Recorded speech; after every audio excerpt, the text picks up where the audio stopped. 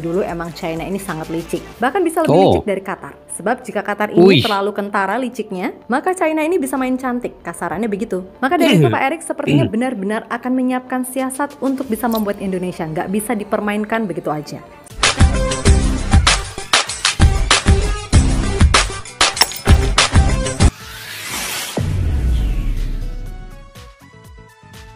Assalamualaikum dan salam persaudaraan, salam sepak bola. Selamat bertemu kembali guys di channel Askalani Studio.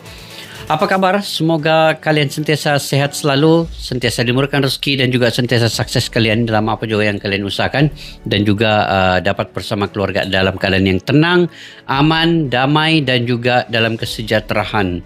Oke guys, selamat berakhir pekan. Hari ini kita membahas terkait dengan sepak bola Indonesia. Indonesia di kumpulan C dalam kualifikasi Piala Dunia 2026 bersama dengan tim Jepang, Australia, Arab Saudi, China dan juga Bahrain. Okey.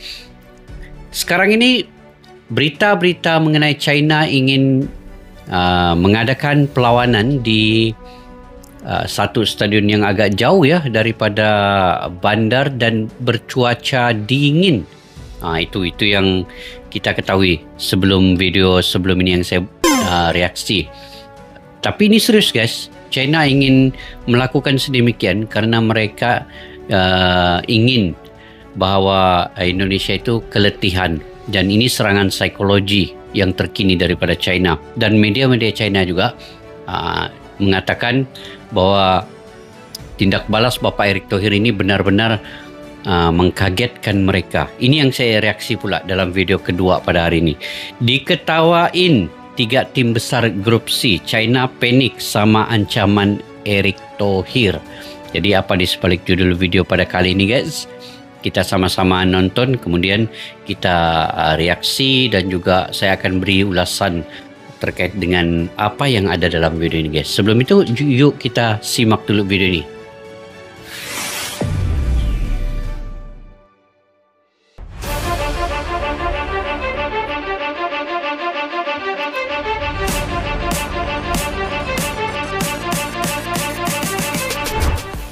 Gak tahu apa yang terjadi, kayaknya China emang beneran mau daftar jadi rival Indonesia.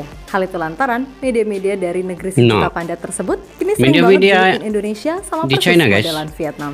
Tentu saja ini membuat bumbu-bumbu panas jelang round 3 makin panas aja. Dan secara nggak langsung, ini membuktikan kalau Indonesia emang beneran dianggap serius oleh tim-tim di grup C. Yap, kita tahu kalau kemarin Pak Erik mengeluarkan statement yang siap ngerjain balik China andai mereka macam-macam.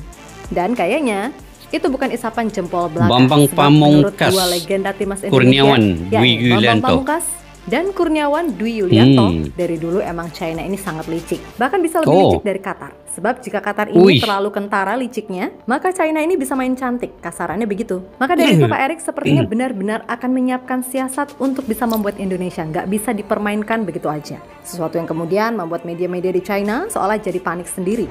Dan akhirnya mereka pun malah jadi bahan lelucon bagi tim-tim unggulan di grup C seperti Jepang, Arab Saudi, dan Australia. Apa bahan lelucon itu guys? Menjadi bahan lelucon ya. Dan kalau kita lihat guys ya, kalau admin mengatakan tadi China lebih licik daripada apa? Qatar kah? Kalau Qatar itu kita nampak, kita lihat sendiri kelicikannya itu dengan wasit-wasit itu mungkin dibayar. Tetapi China ini bagaimana pula kelicikan yang dikatakan licik sebenarnya ini? Oke, kita lanjut guys videonya.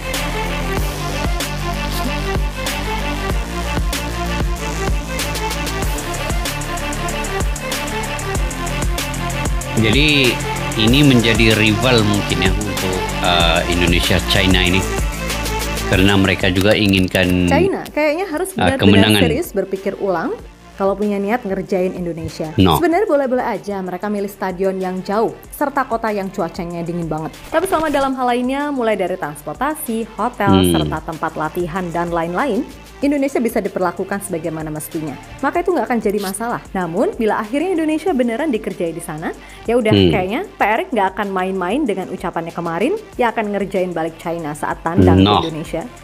Habislah.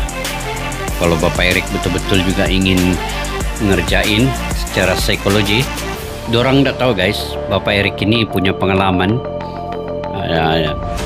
memiliki Inter Milan ya selama 5 tahun itu. Mesti dia punya strategi tersendiri ya, membawa Inter Milan sampai ke tahap yang baik. Dan begitu juga bila sudah dia menjadi ketua umum PSSI, dia tahulah apa yang perlu dibuat. Kalau udah ada banyak opsi dari netizen soal ide ngerjain China, andai mereka melakukan hal aneh ke Indonesia. Dan dari semua itu tentu saja main di Papua kayaknya adalah yang paling ditakutkan China.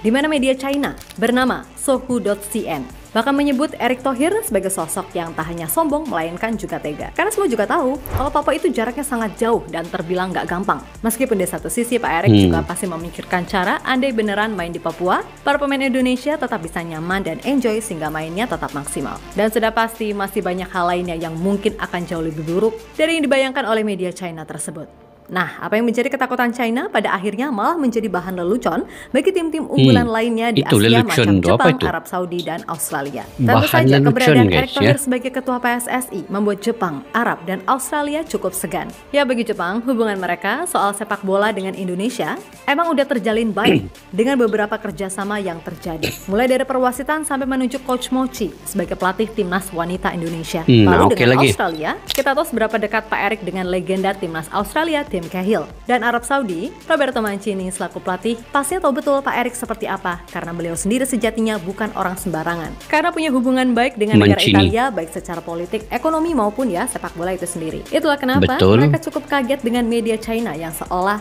nyantengin banget timnas Indonesia.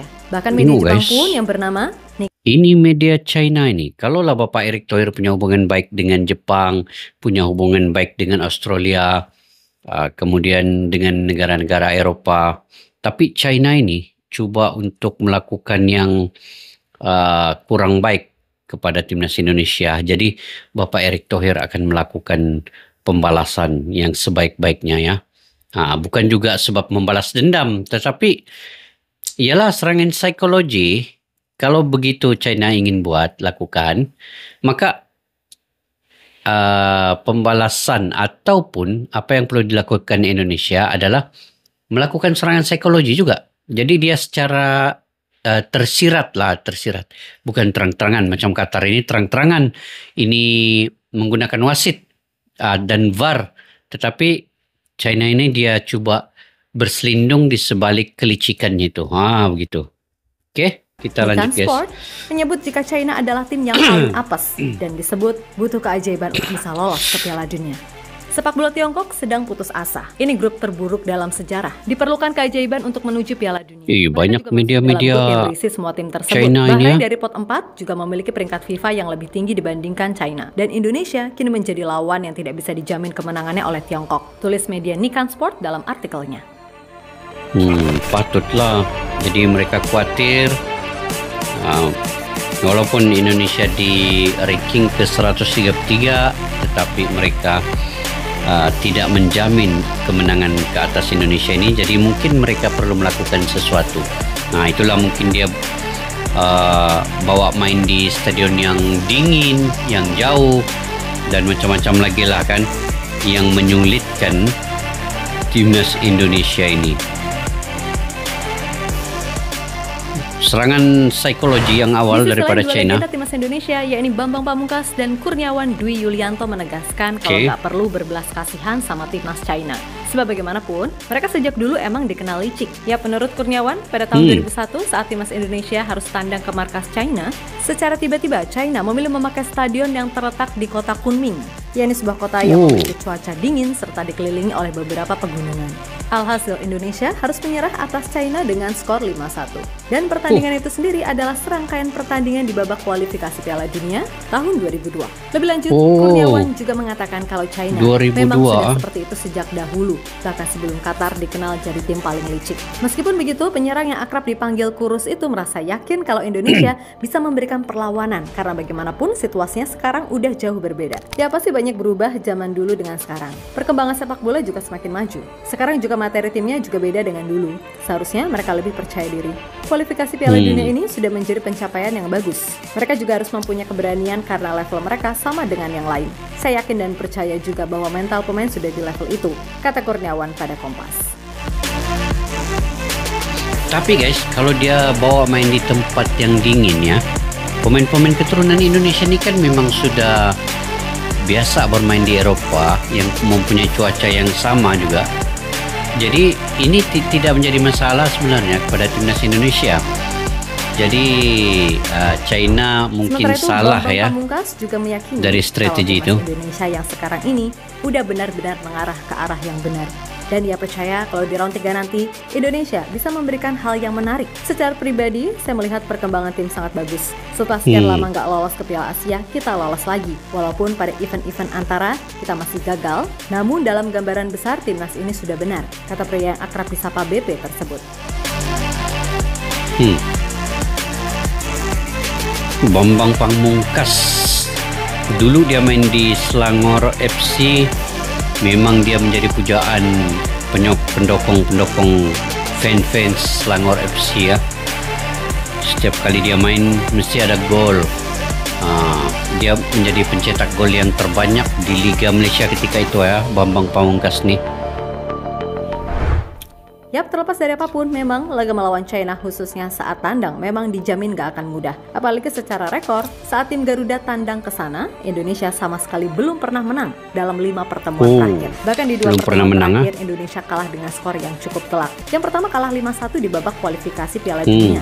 Sementara yang kedua kalah dengan skor 5-0 saat bermain di Piala Asia tahun 2004. Tentu ini sebuah catatan yang harus diperhatikan oleh Sinteyong.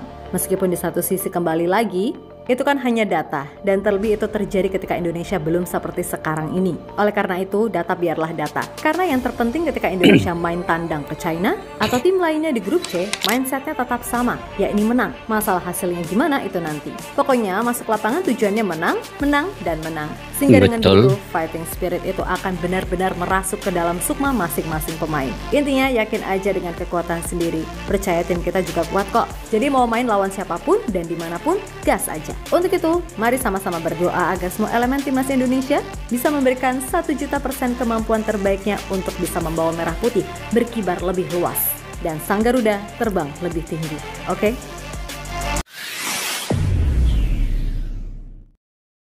Oke guys, timnas China ini ingin menjadikan Indonesia ini musuh rivalnya yang terbaru ya. Dan kalau begini cara China melayan timnas Indonesia, pasti ini akan menjadi musuh berbuyutan di suatu masa nanti. Rivalitas yang terkini dan terbaru. Karena kalau China melakukan yang sedemikian kepada timnas Indonesia, maka timnas Indonesia juga akan melakukan lebih ganas daripada itu.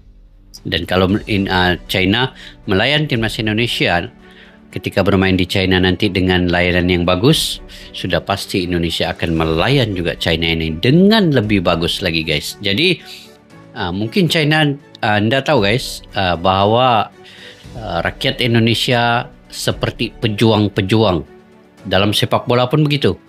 Semua pemain-pemainnya seperti pejuang yang akan melawan sampai ke tiupan fluid yang terakhir. Jadi kalau China beranggapan bahwa Indonesia ini bisa diremehkan, maka itu kesilapan besar, sangat besar kesilapan China yang lakukan itu, karena mereka belum mengetahui siapa sebenarnya Bapak Erick Thohir.